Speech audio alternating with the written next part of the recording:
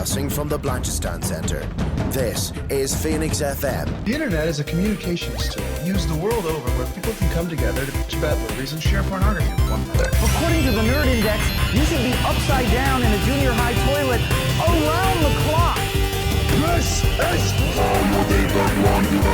We'll do it live! Time goes in, time goes out. Never miscommunication. It's over 9,000! My name is Foxy. The balls are in there.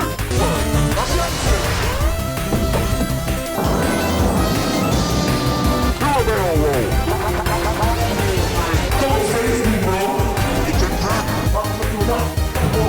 I'm a fire in my labor! Time to Hey, Charlie, wake up! Oh, God, oh, man!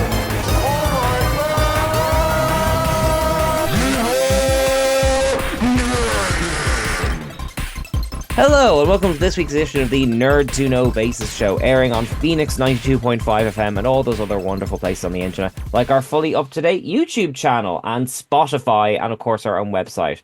I am Cian, and once again, here is Kev. Kev, how are you doing this week? I am doing very well, Cian.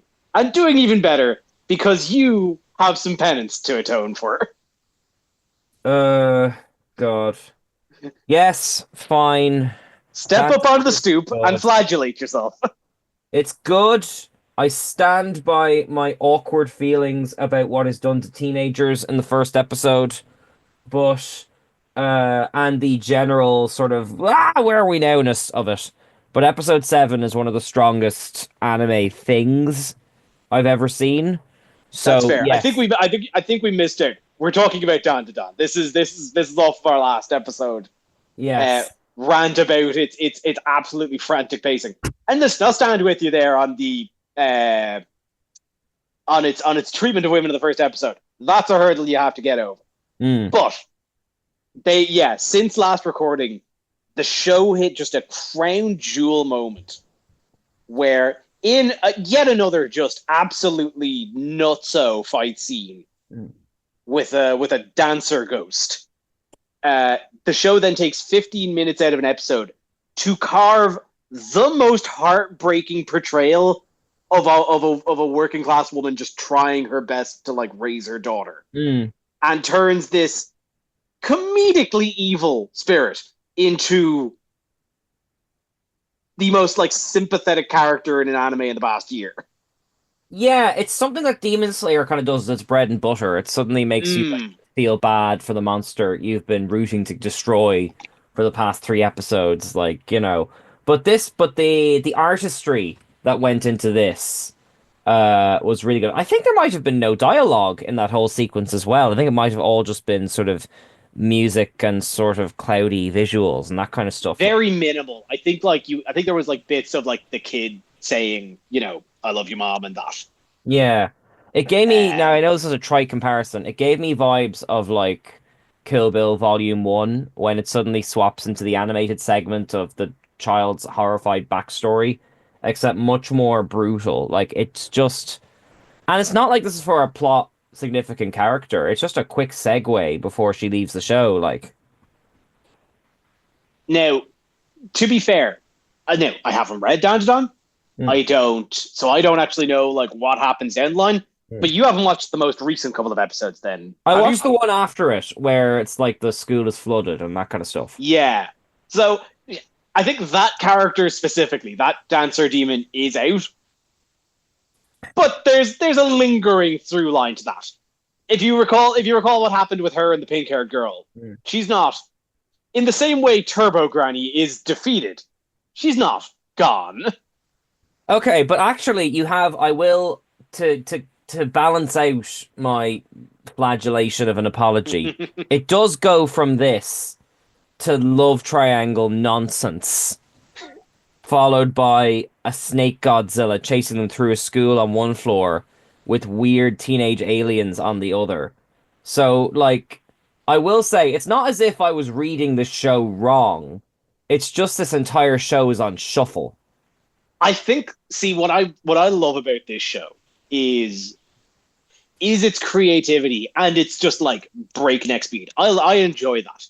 But it's important to not recognize that the breakneck speed is covering for an inadequacy in writing. True. Because true. when you peel back the layers, I mean, obviously the sequence with the sex worker and her daughter, it's like that's a crown jewel. That's a centerpiece on the table. But what's kind of more subdued would be, again, Turbo Granny's kind of whole motivation and just kind of like state of being a kind of a welcoming, like, grand maternal figure for all of these teenage girls who lost themselves to depression and suicide. And that's, all of their spirits became the malignant force that took place in that tunnel. Something that the show kind of like... all of that. Like, we talk about, like, Marvel and Disney and stuff, where it takes, like, 3 episodes of Picard or whatever to get off the bloody planet. And look at all the stuff you just described that has gone down in, like, 6 episodes of Dandadan. Yeah, by that point, I go to the kitchen to get Oscar a snack, and the entire premise of the show has changed by the time I get back.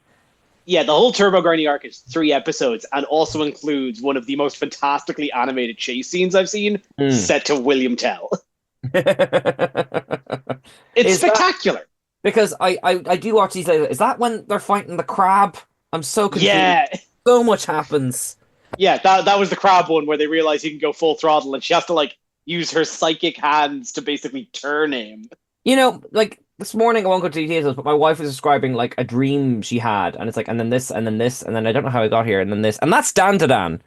You're watching it, and you're like, what? We're here? Did I miss? No, I didn't. Okay, that's just where. Oh, I guess we live here now. All right, and now I'm crying. What? Okay, sure. When's it back on? They're using a baseball pitch to reinstall this boy's testicle.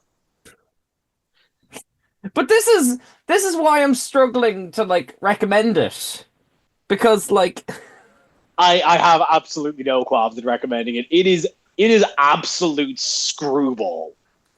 See, I work with a lot of teenagers, and I have no problem recommending the No-Katan thing, because as weird as it is, there's a kind of internal consistency to it.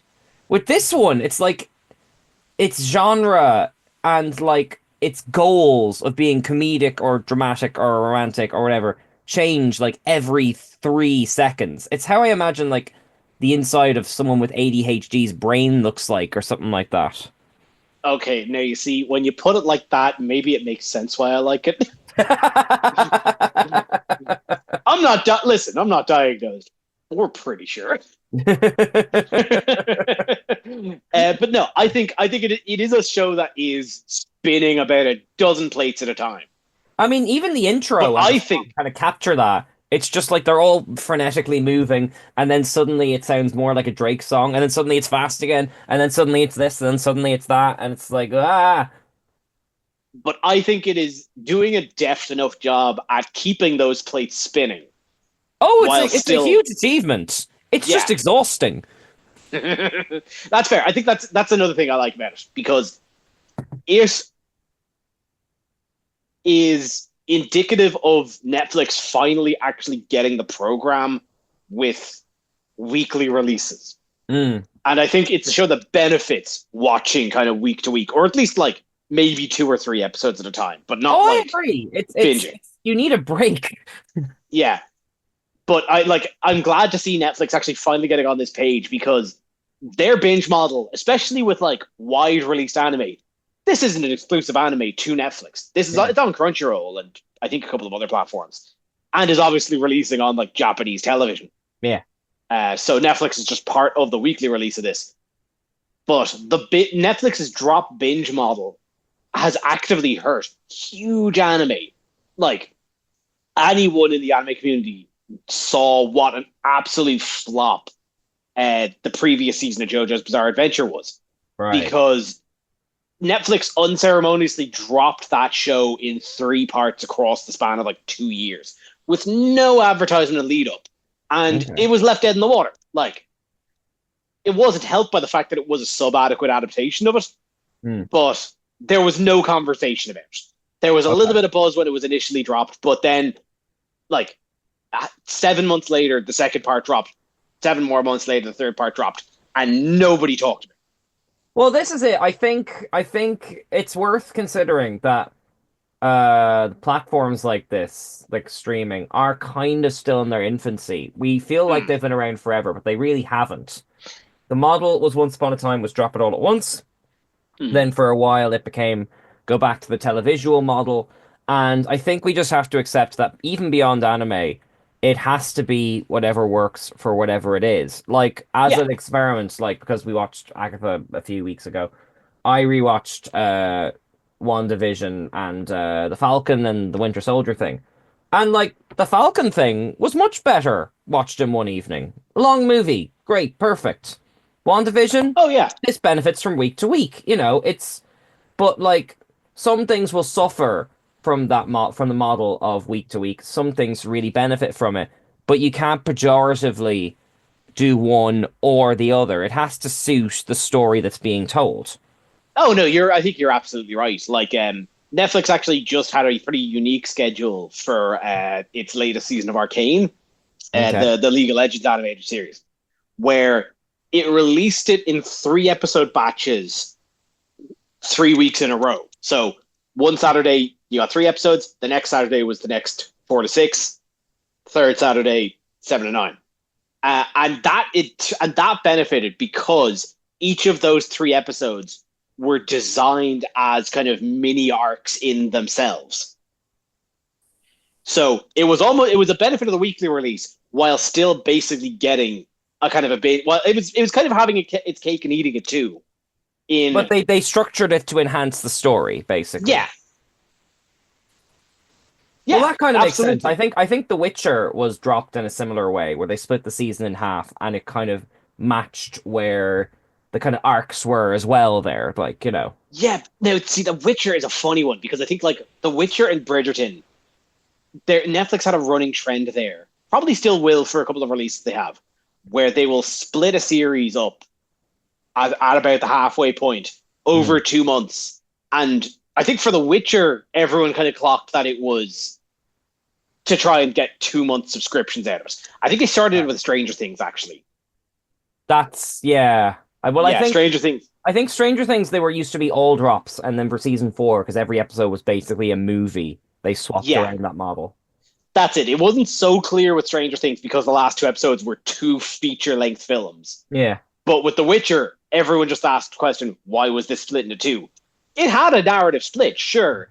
But I think when the announcement was made, everyone clearly saw that, oh, this is to get 2 months subscription out of what would have been 1. Can I ask, do people genuinely like sign off of subscribing to Netflix and then re-sign back on? Because you're I've heard the way you're talking, like, oh, we're gonna stretch, say, I don't know, Picard. I keep citing Picard out to like 10 episodes to make it 2.5 months. So we have 10 weeks of people subscribing. Maybe I'm just lazy, but like I generally sign up to a thing and stick with it or don't. Does how long a series runs actually affect sales? Because surely people could just wait until, say, all The Witcher is out, sign up for a week once it's all out, and then clock off. Is there any actual merit to stretching out over the weeks other than just maybe press attention or something?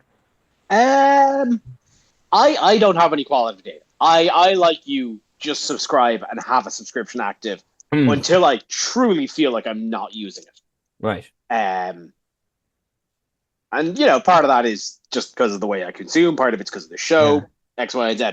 But I mean, I suspect, given kind of media hype cycles, there would probably be a contingent of people that wouldn't watch anything else really on Netflix. They might have like a streaming service, Okay. They might have an Amazon account. That would be like their kind of primary thing. Right. But everyone's talking about Bridgerton. Well, guess I'll go check out this Bridgerton thing.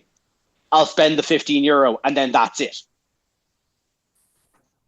Yeah, It's not a because I can see the benefit there. You're not then having a recurring payment for a service you're not going to use. That's just it. I mean, like, personally, I'm planning on waiting until the Penguin and Dune Thingamajiggy are available on DVD or Blu-ray rather than signing up to HBO Max. If there's only one thing I want from a streaming, I'll find another way, even if to pay more for it. Like, you know, like Yeah, no, that's yeah, no. You probably have the right of it. Well, you have the right of it when you can actually get something like a physical release, which is getting rarer and yeah, rarer that's with true. streaming That's shows. true. Uh, but let's move away from the streaming model. I know you want to talk about Arcane and stuff as well, but I am dying to hear about the cinematic event of the season that has been much hype over possibly 5 or 6 years. It's been a while since the last one. Tell me of the epic adventure that is Paddington in Peru. Everyone said they couldn't do it. Everyone said that they could not make a Paddington movie. They couldn't make one better than two, and they couldn't do it without the director. I am here to say you're right. They didn't make a better Paddington movie than two. Oh That's no! totally fair. But it's still a very good. Like, it didn't go for the king, but it sits right under it. Okay, it's Paddington in that 3 is sort of great. Return of the Jedi place then. Okay. Yeah, no, Paddington 3 is an absolute joy. I would go so far as to say better than the first. Okay, all right. But like, no, Paddington 2 is goddamn perfect. Like, Yeah. let's not mince words here. Makes Pedro No. Pascal cry. Yes, it's iconic. Yeah. Yeah. No, Paddington in Peru is an absolute delight, though. I think the big thing is that they managed to recapture how, that the magic of those first two movies without its original director. Actually, I'm going to see if I'm going to get up cast list, like just kind of director listings and Yeah. things, because Well, while you're doing that, give us like because I haven't seen it and I've avoided anything about it, so I could hear it fresh from you. Give us like a rundown of like the premise and the plot and stuff. so the rundown of the premise is much like how the end of Paddington 2 had his Aunt Lucy from Peru come to visit London. This one now has Paddington and the family go to Peru and have it much more be a kind of like a foreign adventure movie in that way. And to be honest, it's kind of exactly what you'd expect from something like that.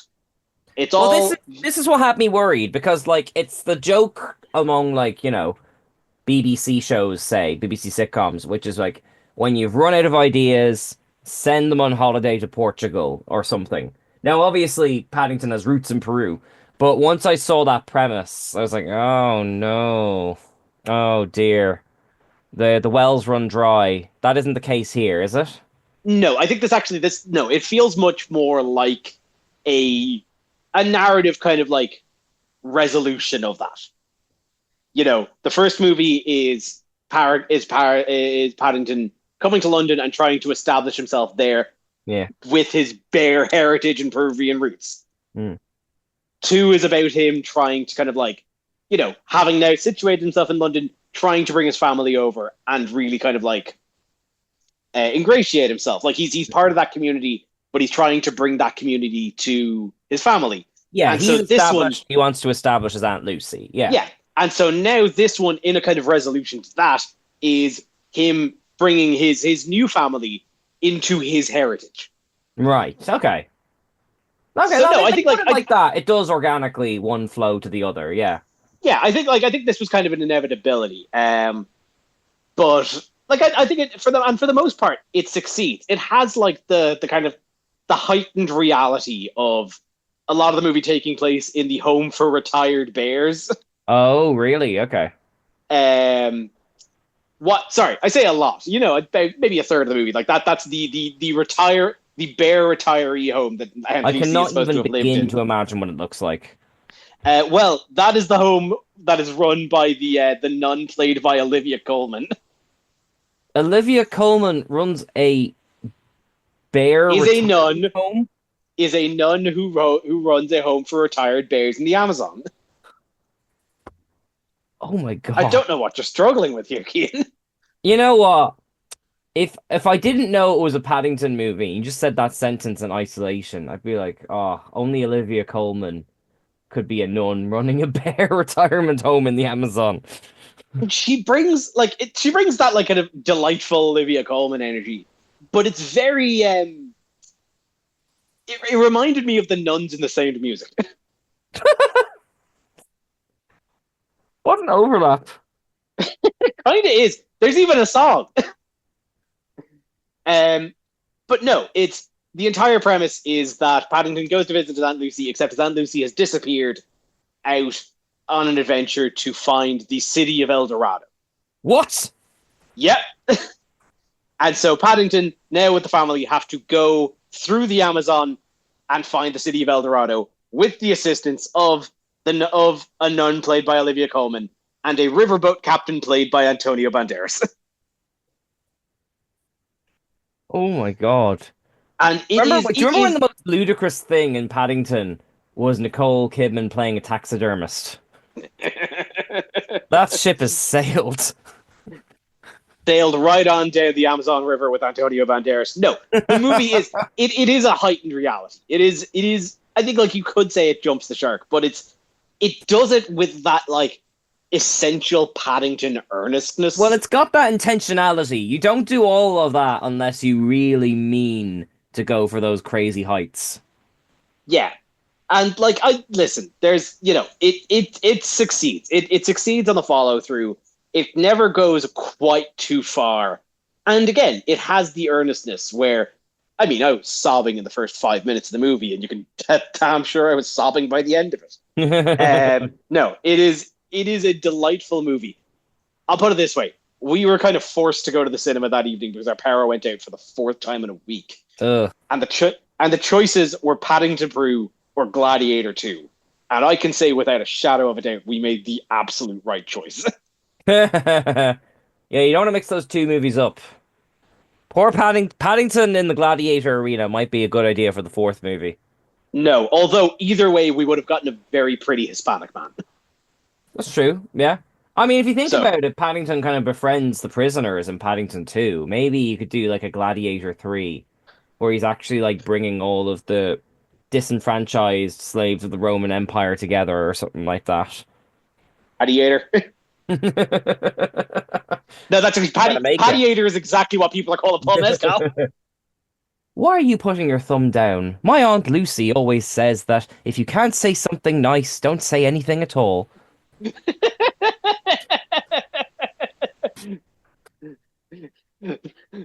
gives a man with a net and a trident a very hard look. That tiger looks very angry. Perhaps we should let him off his chain and give him a sandwich. Oh, what to imagine if these aqueducts flowed marmalade. Yeah, there you go. He falls down the Roman sewer system and all that. Like Hercules style, the whole Colosseum can come down and he's like running as each progressive pillar is falling. Like, boy, we can dream. This is Look, they've sent him on holiday. Just send him to Rome next time. Paddington time traveling would be great crack.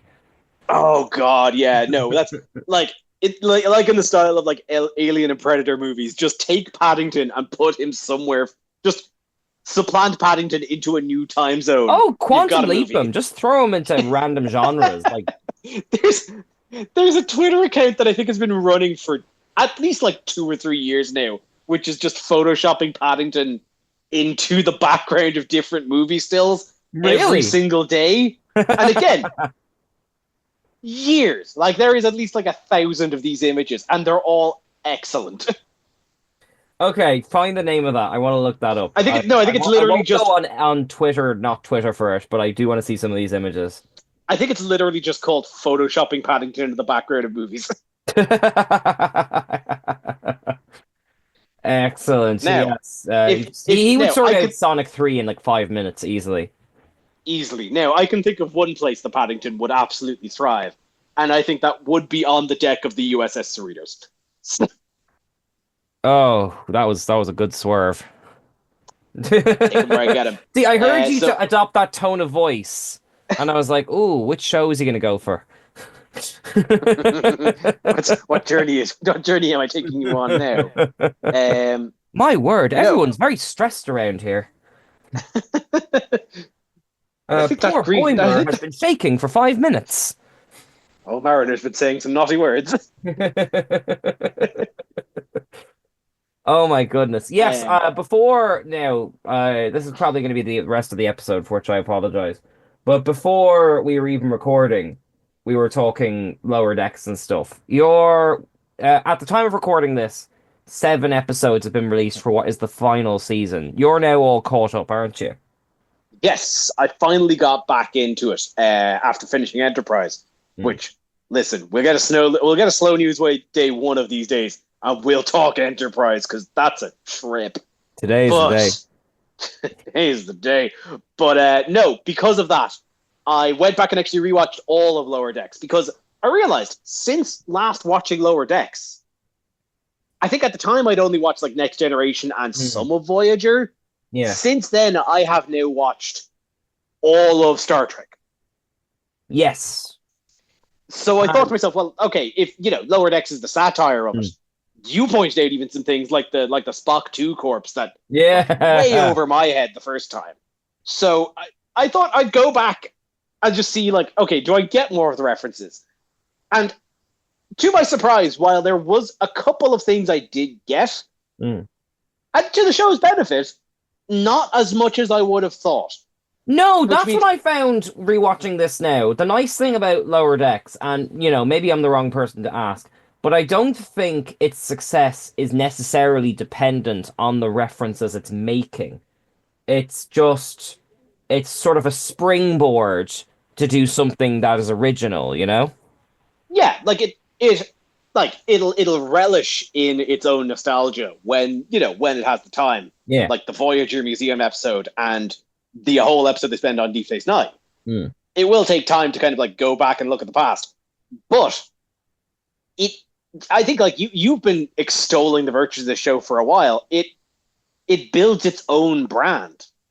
That's just it. Because I reviewed the first season for Geek Ireland, and to be honest, I was kind of prepared to not like it. Like, I mean, I like Rick and Morty, like, but I wasn't looking for like an edgy Star Trek comedy. I didn't take to the Orville either for that reason. I feel like if you're doing Star Trek, it has to be done sincerely or not at all. But I was hugely impressed with this pretty early on. I think about halfway through season 1, it kind of found its groove with like the trial episode. And then from there on out, it's been pretty consistent. And I think the difference is that it's not like a punchline comedy. It's essentially a normal Star Trek show with some funny characters in it. And it's a subtle difference. Like it's a Star Trek show that's much more self-aware of its absurdity. Yes. It's like, I think I've described it on this show before as being like, as if some Trekkies are role-playing a D&D style Star Trek game. Which is funny, because that then happens in season 3. They've got like a Darmok, or not Darmok, but the Klingon. Martok. Martok, yes, thank you. They are kind of doing the Klingon guy. But even that's a reference in and of itself, because there's an infamously bad, those like videotape play-along board games? Yes. But it wasn't Martok, though, it was Gowron. So, like, you'll be playing your cards, and now and again, Gowron will just spin around in his chair going, ah!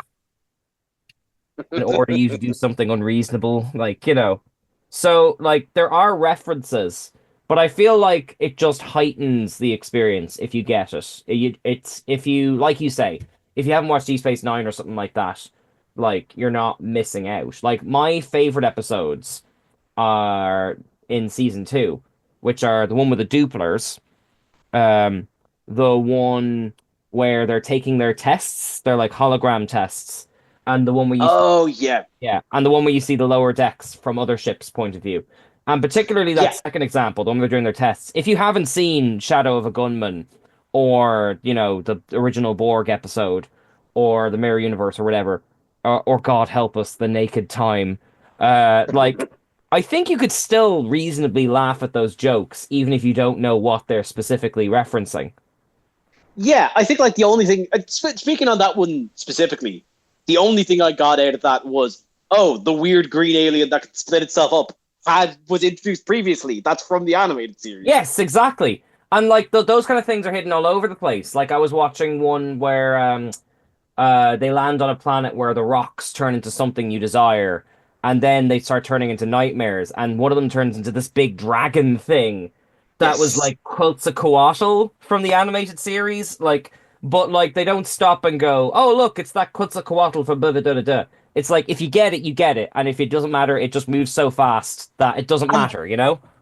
that's actually another thing. We'll talk about, like, its own virtues, but it's definitely a show that where I think from Next Generation onwards, there seems to be a separation between the Next Generation and going forward, 24th century, Yeah. and the tone of the 60s show. Yes. There's a lot. I think we talked about it. There's a lot that the 60s show obviously is foundational in, but its tone and presentation has been left by the wayside because that it was a product of its time. This is the first show in any Star Trek show I think I've seen that even though it has the trappings of a next gen style show, it still relishes in some of the stylistic choices of the 60s show. Oh yeah, it's not for nothing did they cross over with Strange New Worlds, like. Yeah. Like again, yeah, like the likes of having just a Quetzalcoatl making reference to the dozens of like god beings that the crew had. Only like one of the last few episodes. It throws back to the fact of the time like Kirk met Apollo, the Greek god. Yes, that is because I've said this before about like Star Wars shows and that kind of stuff. If you're gonna make something that's referential in a sort of existing wider tapestry franchise, whatever, you can't play favorites.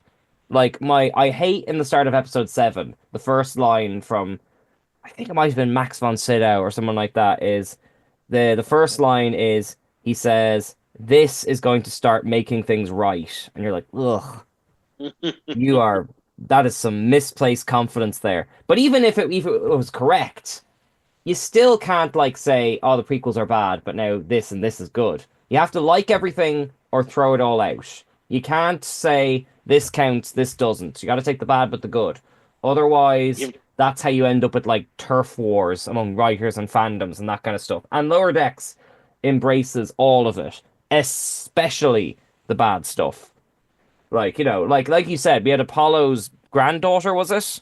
This season? Something like that, yeah. Like so her you have ancestor, that next alongside a reference to that famous Voyager episode where like we go through the entire lifespan of a planet in one episode and all that kind of stuff. So like yeah, I really appreciate that like Lower Decks reveres Star Trek, but it isn't overly schmaltzy. It isn't overly piercing with its jokes, and it doesn't feel like it excludes anyone who might not get the references, like, Yeah, and it does all of that while still pushing its genre and its universe forward. I mean, like a lot of the seasonal arcs are really, really good, but I think the standout so far has been the arc of Nick Locarno, which itself is a deep pull of Next Generation. But like having an entire seasonal arc to this like Federation dropout who tries to create a counter federation of like misanthropes and like second in commands that immediately falls apart because of course it does. Yes. But like still having this big dramatic payoff of that, like it's actually just good sci-fi storytelling. Oh, you're right. And like me and my wife were talking about this last night. We were watching the new Lower Decks. Like it's like this show could very easily be very bitter. It could be about how unfair it is that the captains get to do this, and the lower grunts get to do that. Like, and all that. There's lots of examples of that in sort of various medias and stuff, like, the people who clean up after the superhero fights in Marvel, that kind of thing. Yeah.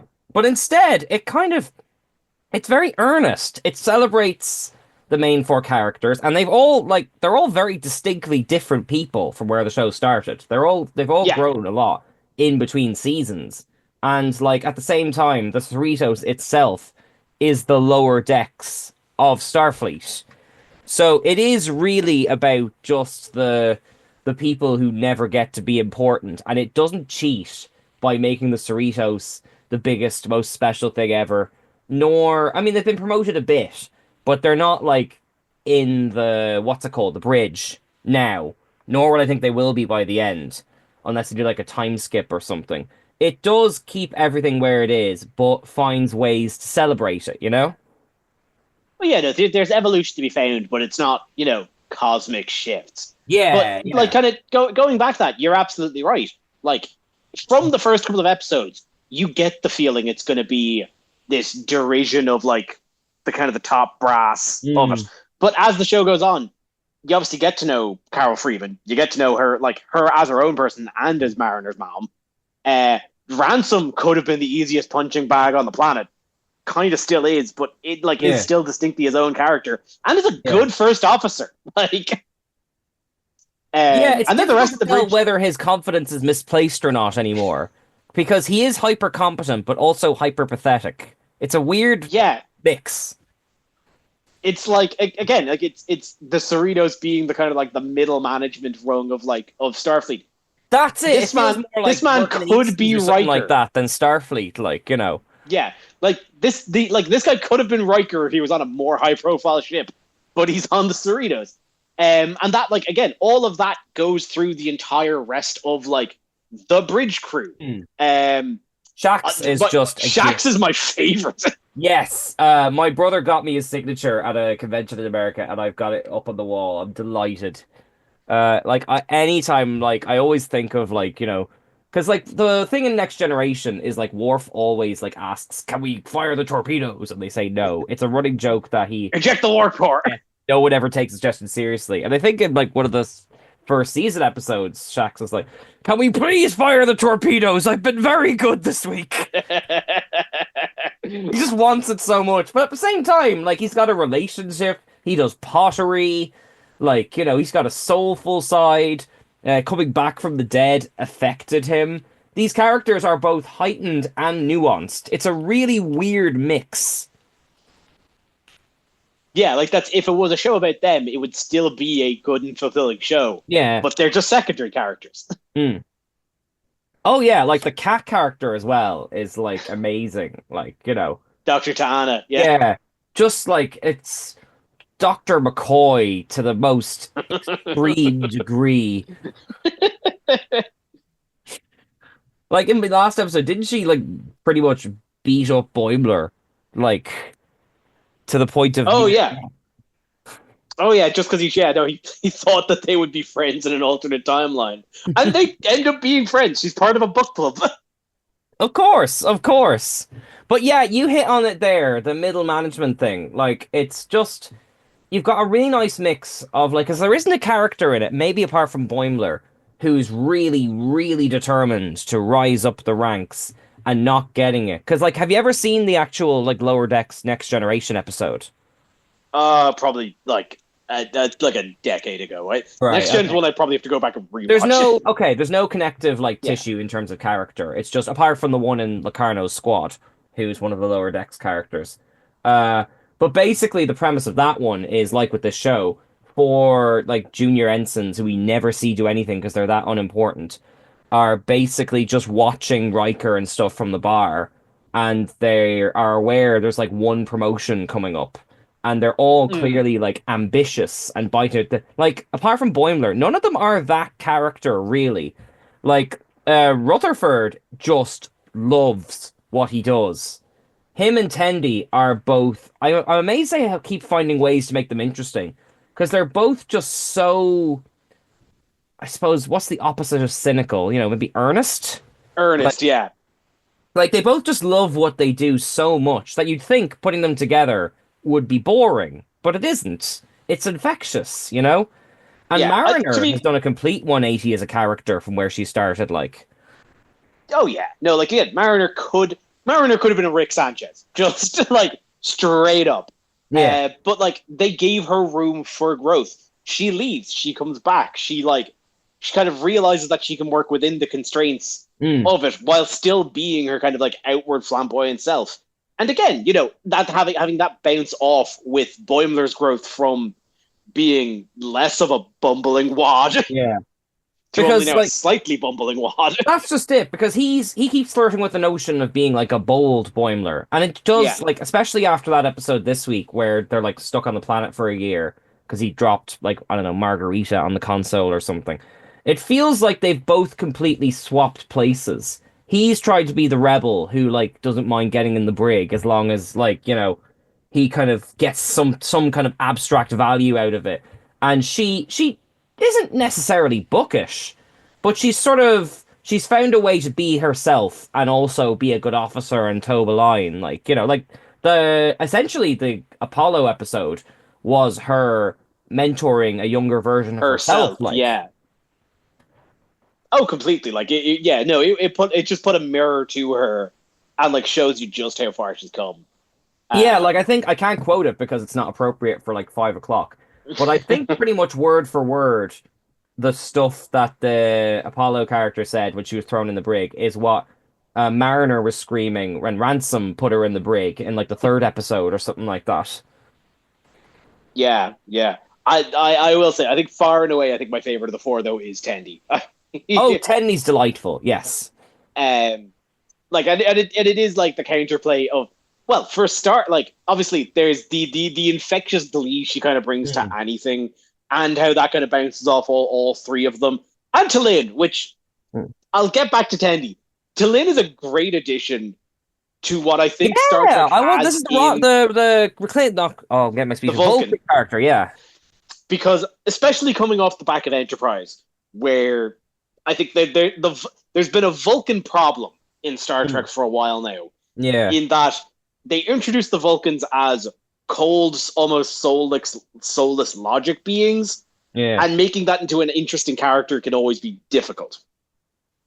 See, I think Talin sidesteps that by just Yeah. being the straight man in a screwball comedy. that's right. You're right about the Vulcan problem because I'm trying to think of like similar examples, but it's that kind of problem where it's a bit like, you introduce something into a show and our reference point to it is atypical. So like in Doctor Who, the first Time Lord you meet is like the Doctor, but all the other Time Lords have to be like more rigid and more boring by comparison. Uh, so like here we have the case where Spock was created and he's the first Vulcan and pretty much I think the only Vulcan you see until his parents turn up. Oh no, Amok Time, never mind. But in Oh a yeah. meaningful way. Um, so like every other Vulcan, because they're not half human, has to be more rigid than Spock is. And Spock wasn't rigid. Leonard Nimoy found a way to show nuances in it that you could find.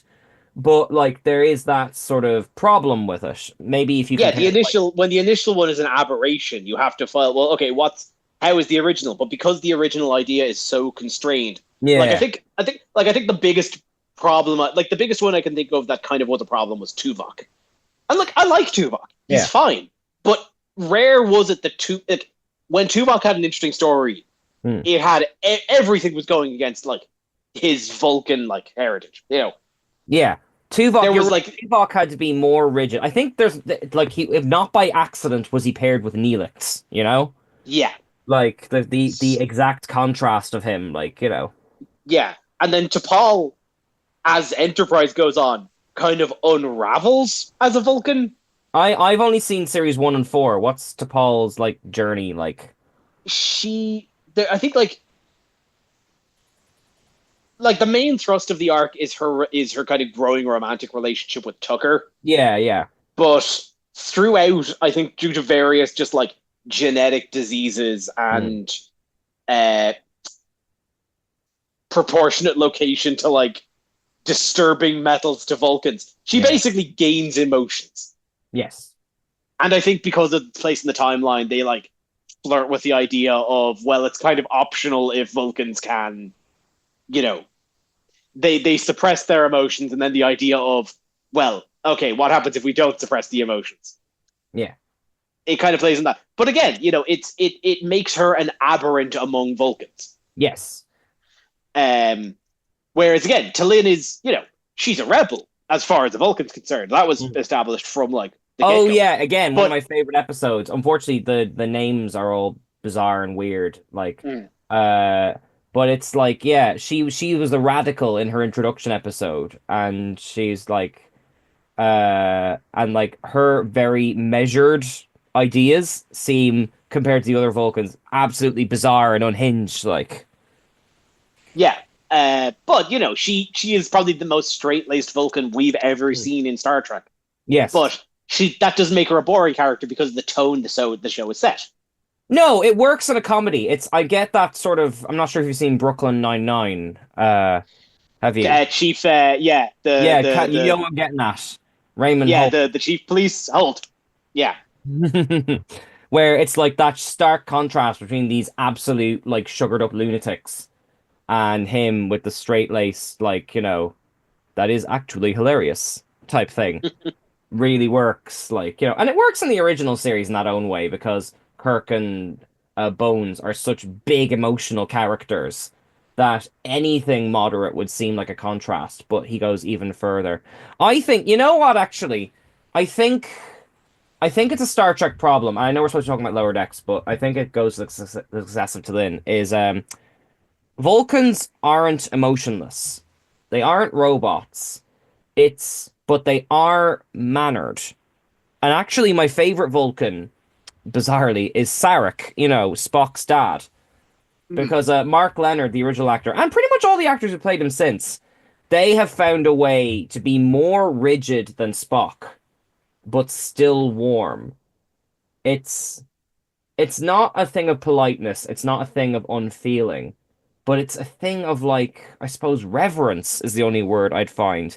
And I think the difficulty, not even in playing, because like Tim Russ is a really good actor. I don't know the Enterprise actor's name, unfortunately. But like just finding ways to do variety with Vulcans in terms of both writing and acting is a really hard ask. How do you make a character like that compelling when you're starting from such an antagonistic place? It's like the way in The Next Generation when that started, they weren't allowed to have conflict, you know? Yeah, and that's it. I think actually, I'll give Enterprise a lot of flack. It kind of presents the Vulcans as antagonistic. Mm. They are the ones withholding technology and kind of babying the Starfleet. Well, I mean, through dramatically that makes sense because Vulcans act very superior. So Yeah, having them be superior to humans as the structure of the show makes sense conceptually, but it doesn't mean the Vulcans are interesting when they turn up. no, but like that's working in that constraints again. You get kind of good drama throughout through that lens of the Vulcan. I can never remember the character's name, but the Vulcan ambassador in Enterprise actually is a really shining point of this because he is that very straight laced, measured Vulcan. But being the Vulcan ambassador to Earth, he kind of understands Earth relations and like the flair for emotion and dramatic. Yeah, like a good Vulcan should be benevolent, like not like emotionless or patronizing. They kind of have if like Greek or Norse gods were played straight and without all the kind of stuff that was in chaos, that kind of thing. More of that than like just not feeling. I think the problem with Vulcans is they exist in a space with like Klingons and that kind of stuff, all these big, larger than life things, when they were created initially to be the one contrast with humanity. And I think maybe that's a bigger problem that Star Trek hasn't found a workaround. Similar with the Romulans, who are my favorite aliens in Star Trek. They haven't found a way to adapt them to this more diverse and bizarre and wonderful new Trek status quo, like. Yeah, actually, I realized this was all a complete tangent because I started talking about Lynn when I was talking about Tendi. Tendi. What I was actually going to get at to kind of sidebar back in is this show has done way more to actually like make the Orions a reputable alien that aren't just weird green evildoers. It's funny actually because it kind of circles back to what I said earlier. Like, you keep all of it, but you can't play favorites. I think, understandably, we haven't had any Orions except for like 2 episodes of Enterprise. And it's understandable why, because people think of the green dancing lady, and that's cringy, and they even had a joke about it in the 2009 movie.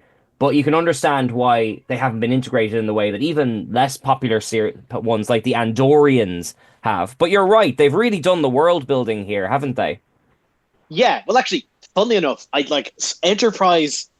Enterprise really just like swung for the fences and missed with the Orions because they have like they're I think they're prominent like 2 episodes. One of them Discovery is has just a slave market series as well, but yeah.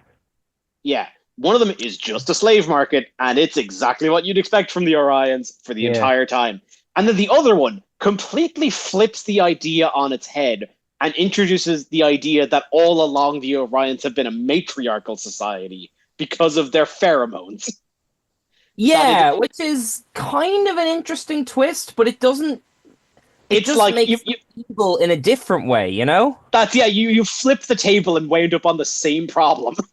It's like so okay. So good, again, good. Women aren't being like controlled. Now they're evil. Great. Well done, feminism. I'm glad we settled that. But no, again, although all of that is canon and is a fact in Star Trek. Yeah. Lower Decks managed to take all of that. You're right, and actually you're right, because in what we see of both Discovery and Lower Decks, all of the families are like, apart from the ones who call themselves Orions or something, which I don't know what that's a reference to.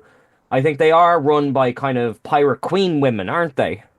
Yeah. So they kept the good stuff and kind of threw out the cringy stuff, like. Yeah, the Orions are a reference to the animated series because they're the blue-skinned ones in the weird green jumpsuits. Oh, right. Thank you. But this illustrates what we said earlier. Like, you can not get the reference and still find it entertaining. Yeah. But yeah, no, it's like it has done wonders for them as just like a part of the universe, and has made them actually somewhat respectable and cool. Yeah. The whole like the weird pirate laws are just really fun to kind of play in that space when it's not weird and like assaulty. Yeah, absolutely. They're more roguish than like actually like underhandedly like grossly evil. Like more of like Pirates of the Caribbean pirates, like, you know. Yeah, you know, it's hard not to be impressed when you got a character walking around with the title of the Mistress of the Winter Constellations. But I'll tell you what, because I suspect we're running up against it time-wise. Lower Decks is ending in 3 episodes' time, 2 by the time this goes out. Are you glad it's ending now, or would you like to have seen more? I think I would have liked to have seen more, but 5 seasons seems like a respectable enough kind of end point for a series. Yeah. Like it doesn't feel shortchanged. Like if they can wrap everything up in the next couple of episodes, I think they'll have done enough job. The thing that's interesting to me is with Lower Decks ending, there is no more Star Trek on the horizon that's set in that like prime timeline, like post Next Gen Voyager. Everything else we have, Strange New Worlds is still prequel, is still original series canon, and Starfleet Academy is going to be 31st century.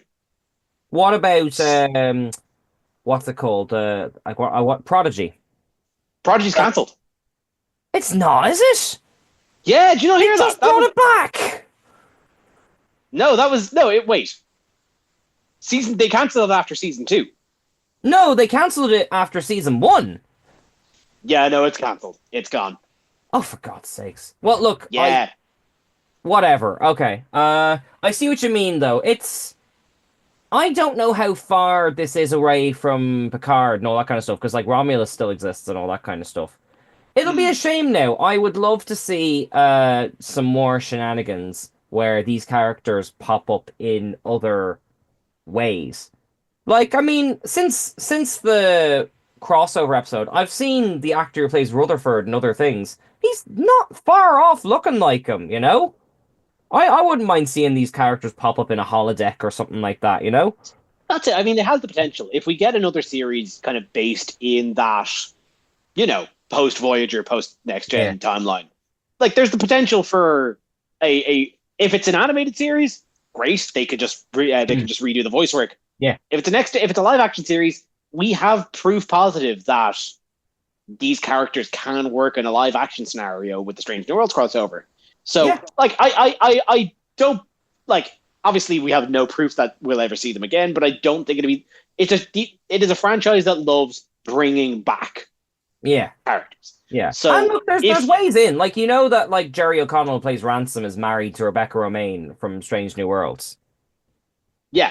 Yeah, so, like, you know, get one of them in a holodeck or something like that. You know, we can find a way to make it work. I mean, Strange New Worlds is like, it's not necessarily shameless, but it's not afraid to go for big swings like musicals and crossovers and time travel and that kind of stuff. Like, Yeah, and I mean, who knows? If we make enough noise, we might get a Lower Decks movie one of these days. Yeah, yeah. There, Strange New Worlds' third season's coming out soon as well. I think they've released like That's a minute or something. Like, Yeah, but that's what I'm saying. That's back, yeah, pre-original series. I'm just kind of talking about like, for what would in be the this primary timeline of Star okay, Trek. gotcha. We kind of have nothing else coming. Yeah, personally, I've seen loads of people on social media complaining that it's ending, and that's very gratifying. But I'm more agreed with you. I think having survived Next Generation's first and seventh seasons, I'm always more in favor of get out while the going's good, because Yeah, then like you don't want to do a Game of Thrones thing. Like obviously it's not the same type of show where the last season messes the bed, and then if you're watching it in repeats, you're kind of like almost less inclined to, because then you have to go to that rough bit and then there and then there. And yeah, unless the next three episodes are terrible, which I doubt they will be, I think Lower Decks has managed to avoid that trap. yeah. No, the fact that it's managed to mostly keep up the quality it has Mm, across being originally a show on Amazon mm, to the foundation of Paramount Plus. mm. For an animated series to survive a platform shift like that, full stop, is impressive. Yes. So, like, I mean, yeah, according to no, you, Prodigy was both created and cancelled within the time span of Lower Decks. yeah, yeah, 100%. Like, yeah, no, Lower Decks managed to outlast its own its own children's counterpart. Mm, So yeah, no, like having it to be able to end on its own terms, which Prodigy couldn't. yeah. Yeah, no, like again, I'll take that over a forced ending. Yeah, I hope Uh, that it doesn't end on a cliffhanger. I'm assuming it won't. Like, I know it wasn't the crossed. intended end, but I hope that at least ends in a nice closure way. Like, I think we knew this was coming like fair in like early in its production. I feel like we've known this was last season yeah. for a I'm surprised it while. made it to 5, to be honest. Yeah, but in any case, we are now out of time. So I that's knew that would happen.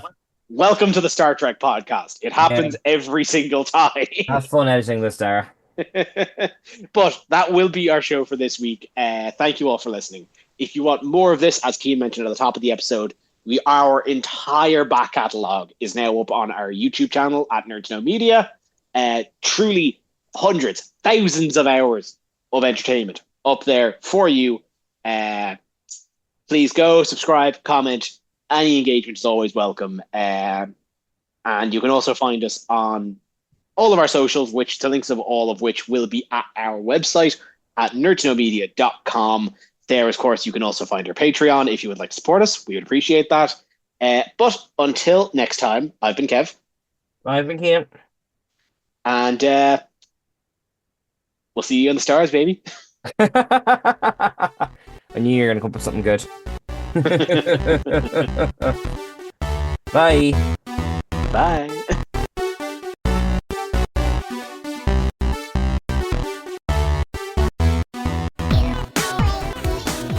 Thank you for listening to a Nerd to Know Media production.